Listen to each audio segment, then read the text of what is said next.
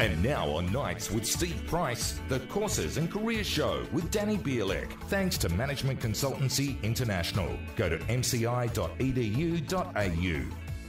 Danny's in the studio with me. Great to see you again. How are you, Steve? Good, thanks. I just mentioned to the Treasurer there, we're talking about those dishonest ads. Yep. I should point out one of our emailers tells us that the ad that's run on the Daily Telegraph website has an address attached to it, 370 Pitt Street. It's the office of the ETU, the Electrical Trade Union. Yep. No, we're seeing a lot of that sort of stuff. And in fact, it's interesting in our industry as well. We're seeing a lot of misinformation and negative ads being put up by the likes of the NTEU as well. So particularly in the area of higher education. Yeah, the absolutely. Campaign run on that has been disgraceful. Yeah, I mean, it's just been a one-sentence slogan, a $100,000 degree. And it's been dishonest, and it has been a retrograde step for this entire country. So I hope Christopher Pyne can pull a rabbit out of a hat. I don't think he can. Look, I think, we've said it enough times on this show, Steve. He really has done such a poor job at selling it. He's done a poor job at talking to people and a poor job at listening. Finally, he's decided that he will go out there and have forums and start listening to people and seeing what what can be done. It might be. I mean, you could change the minister and start again, but it needs to happen, Steve. No matter what, it needs to happen. We still need more people in tertiary education. We need deregulated university degrees. Yeah, absolutely, and we also need deregulated university industry. And we need something to be done in the rest of the tertiary level as well. You've got states like New South Wales, and obviously it hasn't been as much of an election issue here, but you have an absolute basket case, an absolute dog's breakfast of a situation in New South Wales where nobody can tell you how much a course is going to cost because of this new smart and skilled system that's come in. And as someone who's got children in year 11 and 12 approaching having to make that university decision, if this whole Pyne reform just sits there not completed between now and whenever we have another federal election, that generation of kids going through there are going to be very confused about what they're doing and where they're going. Well, and the reality is, Steve, that the choice isn't going to be there. As choices opening up in other countries, we're going to be restricted here in Australia. As other universities around the world in less developed countries than Australia rocket up the charts in the Times education charts, in the Caccarelli-Simons, another big one that's out there, and the Shanghai Jiangtong Index. All these countries are rocketing up the university rankings internationally. Australia is going to be left behind. If I can have your indulgence for 1 second, I want to say congratulations to Jenna Myerson, one of our team at MCI, who just got accepted today to Kellogg, which is Northwestern University, probably the finest management school in the entire world, in the MBA program.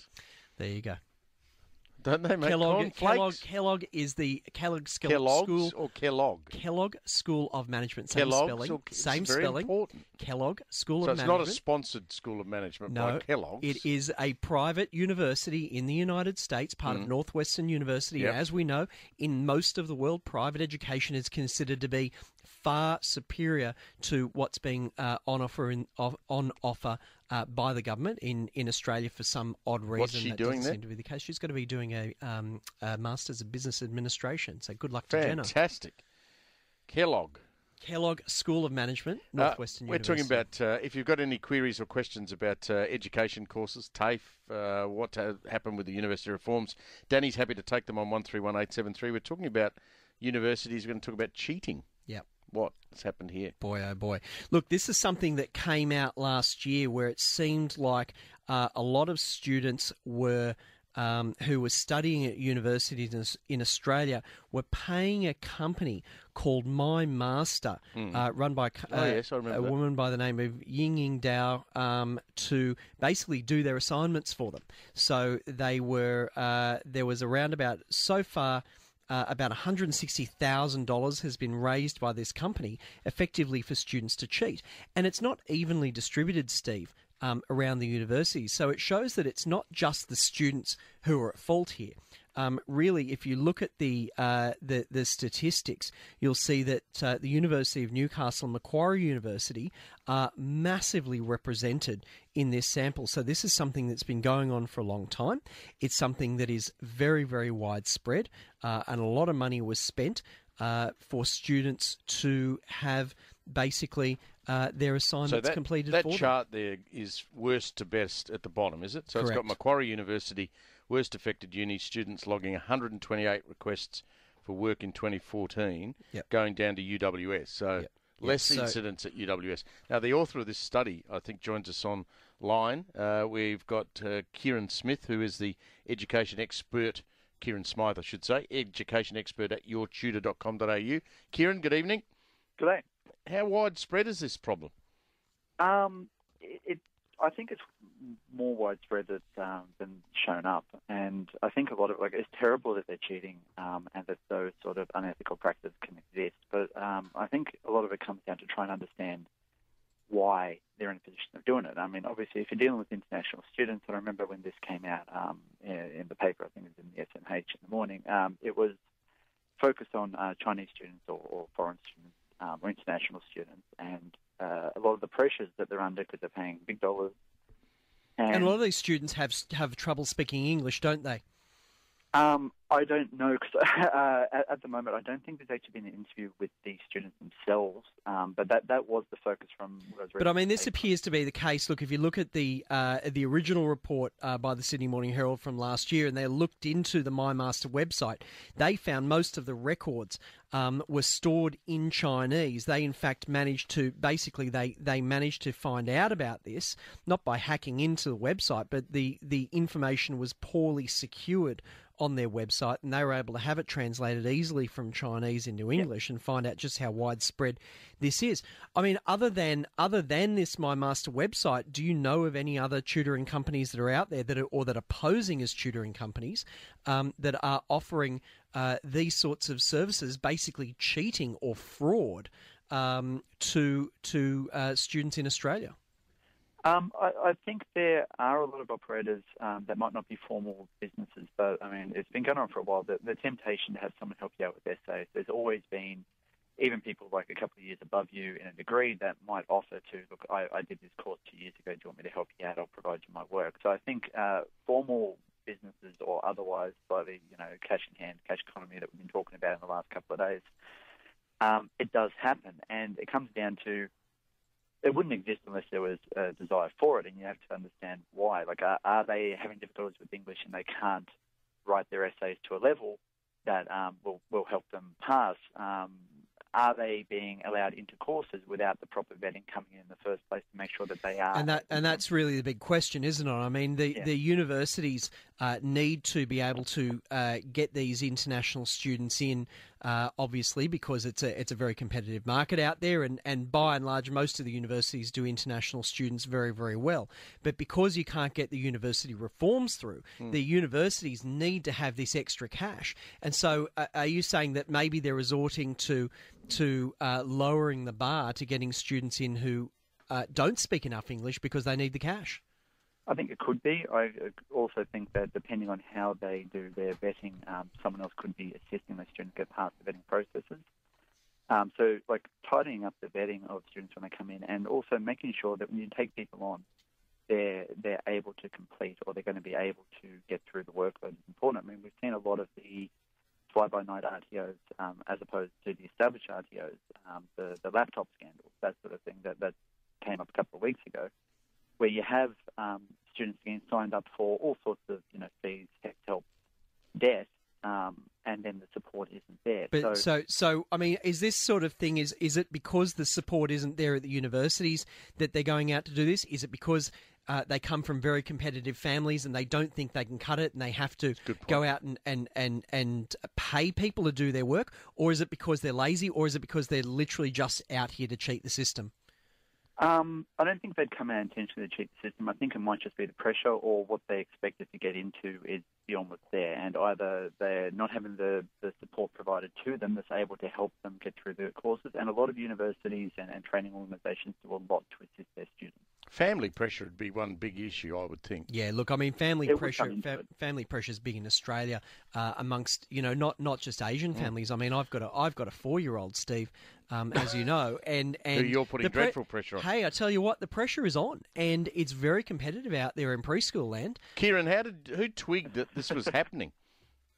How did someone work out that this was actually happening? Where was it picked up? I believe from the article, this was advertised all over the place. It's like those flyers you see on the telegraph poles as you walk down the road. I think one of the anecdotes about it was that it was advertised in the bathroom. There was a sign saying, "Hey, do you need help with your essays? We can write it for you," and it's posted on the mirror in the bathroom of one of these universities, and then that got reported. So the people who are ethical, and a lot of students, reported up the chain, and the universities want to hear about this because they do want their students to succeed. They do want their students to learn and come out being able to perform at the level that their degree says they're able to perform.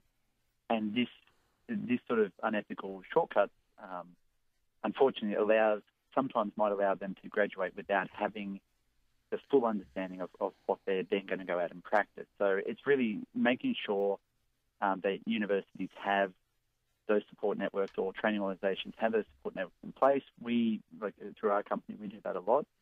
We work with a lot of institutions at a tertiary level to ensure that their students receive help. But our focus is all about, we don't write work. I mean, that's where you. What if someone says what if someone says to one of your tutors, I can help you out here, make your life a lot more comfortable if you help me more than you would thought you were going to help me? They say no. Everyone who works with us is of the same mindset, where we will help them. If they say, "Look, could you write this for me? Could you give me some help?" What we'll do is say, "Here's how we can help you. We can help you understand this. We can help you get past what you're getting stuck on." But we're not going to do it. Yeah, it's a firm thing. We provide help. We don't provide answers. It goes against my bones as an educator to give the answers to a student, because if they cannot replicate the results themselves the second time you ask them, despite the usual struggles they might have, if they cannot produce it and show that level of learning, they haven't learned anything. And what's the purpose of doing any of this if you can't understand it and get that self-confidence, but also that ability to proceed with this really high-level stuff that you're dealing with? It's a waste of time for everyone involved, and it's a waste of an opportunity for someone to understand a concept that's really important. All right. Good on you, Kieran. Thanks for your help tonight. No worries. Great. Kieran Smythe, the education expert from yourtutor.com.au. Calls for Danny on 131873 after this. You're listening to the Courses and Careers Show with Danny Bielik. Thanks to Management Consultancy International. Go to mci.edu.au. Talk why youngsters don't want to be bricklayers in a moment. I remember I told you I had a dream about becoming a bricklayer. Did you? Not a dream What as happened? in a nighttime dream. Remember I said to you I was walking along and saw this guy laying bricks, and I thought if I wasn't doing the job I'm doing, I wouldn't mind doing that. There It you seems like a peaceful sort of job And then to you do. walk past the advertiser in Adelaide. Been a study here about people not wanting to do those jobs. George, hello, how are you? Oh, hi, how are you guys? We're great, thanks.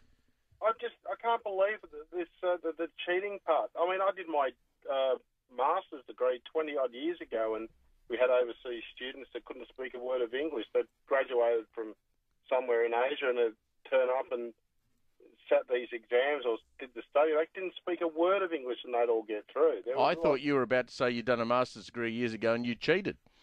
No, I didn't. But my brother, actually, when he was in 2000, I think he was just doing an undergrad, and at that time it was the same issue. There was people got in trouble. Even the lecturers were handing out exam papers and notes or whatever. But so this is not new. This has just become a little bit more sophisticated. Do you think it's become?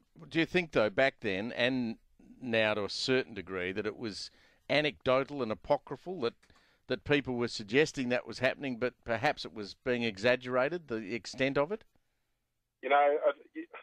I never went to university, so I don't know. Maybe, but everyone knew what was going on. That's the whole point. You didn't have to look too far to find out what you wanted to find out. What uni were you at?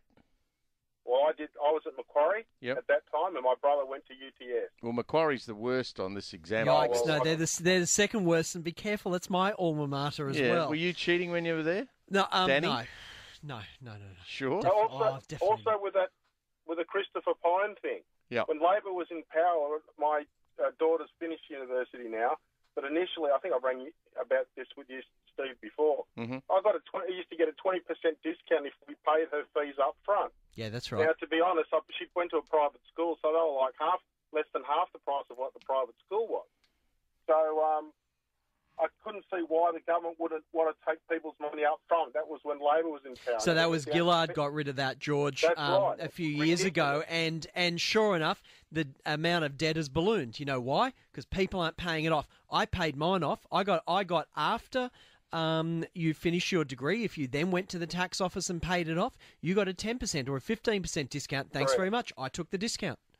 Yeah, and I think they should bring that back. I mean, there's such a black hole. I agree. I just don't understand it. I agree. And why doesn't someone say to the government, what are the best universities in the world? They're definitely not the government-owned ones, are they? Well, Harvard you're singing from Danny's songbook. All you need to do, George, is just listen every week to the Courses and Careers Show on 2GB. Well, George obviously does. He's exactly right. There you go. And he's absolutely spot on. Look, and George is spot on. You know, the problem with this cheating, if we can just get back to this cheating business for a second, is that a lot of it's been going on for a long. It has been going on for a long time. Yep. Even as Kieran said before, you know, some of it is on the back of the dunny door. You know, ring this number, I'll give you a hand. I did this last year. Let me give you a copy of my thing. No, I'm saying people say this, Steve. You know, there was I'll give you a copy of my essay from last year. There's a couple of tricks up university sleeves these days. One is there are applications called Turnitin and things like that, where they compare essays and assignments to ones that have gone before and to this gigantic database. But that doesn't really solve the problem, because you just get other people to do the work for you. And to a greater or lesser extent, the universities rely on this technology, and they say, you know what, it's a bit like airbags in the car. Because I've got airbags in the car now, I can drive faster. Because I've got ABS, I don't really need to concentrate so much, so I can text and do whatever else. And so they're saying, I don't need to worry too much about cheating because I've got Turnitin at my university. Well, in fact, Steve, technology has accelerated, I think, on the cheaters' side faster than it has on the educators' side. And the reality is nothing is more important than a teacher knowing their student. If they know their student, they will know, mate, there's no way that Price guy could have turned in an essay that looked anything like that. It's got no spelling errors in it for a start. Absolutely right. Hello, Daniel. No one has spelling errors anymore because of spell check. Hello, Daniel. Steve, Danny, how you going? We're good, mate. I'm actually was just driving home from TAFE. Yes. And I'm doing a diploma of mechanical engineering. Yep. And they brought in this Smart and Skilled this year. And I was chasing till 2 weeks ago. I paid my fees, trying to figure out how much it was going to cost and how much I was going to pay it. And TAFE couldn't tell me because they knew nothing. That's it. Teachers didn't know anything. Yep. And the fees I had to pay $5,700 for the fees. It's just gone up ridiculously. Mm-hmm. And also, the teachers set it out so the course is split over 2 years. You do a Certificate 3 in the first year, then in the diploma second year, because it's a 2-year course. And I said, why do you do that? They said, if you do the Certificate 3, then it drops the fees down quite dramatically. Yep. And I said, well, what happens if you've already done a Certificate 4, like my case? They said, you've got to go straight into diploma. Correct. And I don't get the subsidised. Is just stupid then. Correct. If you've already done a Certificate 4, then you're not eligible to do a funded Certificate 3. You can still do a Certificate 3. You just got to pay for all of it. And historically, you know, that sort of training in New South Wales has been subsidised, and they're continuing the subsidy and they're spreading it out to more courses and more geographies. But what they've done is that they've actually made it so complicated that nobody can understand it. And so if you ring up and say, how much is this course going to be? They go, go onto this website and bugger me if you. So what's it ended up costing you, Daniel? Have you worked it out yet? Because I had prerequisites I'd done in the Certificate 4, I ended up paying, I think it was just over $4,000.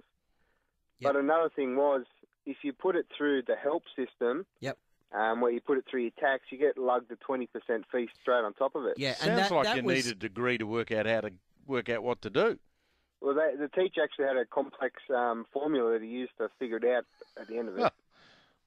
So let's just be clear about this, Daniel. You paid $4,000 to TAFE to do what's the diploma that you're doing? Diploma of Mechanical Engineering. Fantastic, and that's a great qualification. If so, you're doing the Diploma of Mechanical Engineering, and you paid $4,000 to the TAFE.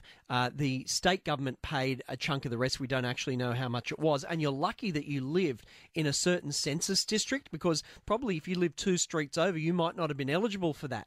Or if you scratched your nose on a Tuesday, you wouldn't be eligible for this part of the subsidy. Why has this system become so complicated? But then He also got slugged about $800 in tax. This is education tax that the federal government is charging. $800 in tax, that 20%. To study at a TAFE, you pay the government a tax, and Christopher Pyne was trying to get rid of that. The Senate voted it down, and it's a damn shame. Well, good luck with the qualification anyway, Daniel. I feel for you with the complication of the way they're charging the fees, but you sound like you're doing the right thing. Thank you. Good on you, Daniel. Thank you for that. Thanks, Email Daniel. quickly, Danny, Yep. from Greg. I've got a question. I'm 25, suffer from low vision. I'm from Campbelltown. Applied for hundreds of retail jobs. No one will give me a chance. Full-time work. I never got told that I could get a full-time job. I got told by one employer I'll never get a job. It upsets me. I've tried to do everything. What should I do? Geez, I tell you what, Greg, we work with a most amazing organisation called Northcott Disability, and Northcott are incredible supporters of MCI.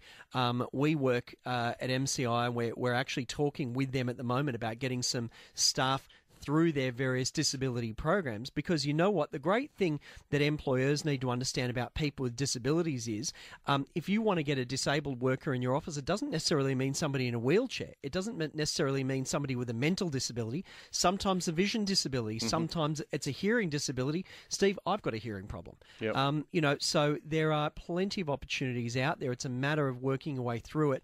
And also, So look, I'd really be happy to see could Greg's Greg CV. contact Northcote? He can ring Northcott, absolutely, but he can also send his CV through to me, and I'll take a look at it myself. Okay. The important thing is, if you have any kind of issue, this is something that comes up time and time again on the show, Steve. People come up and they say, I've got this problem, or I'm too old, or I'm too overqualified, or whatever.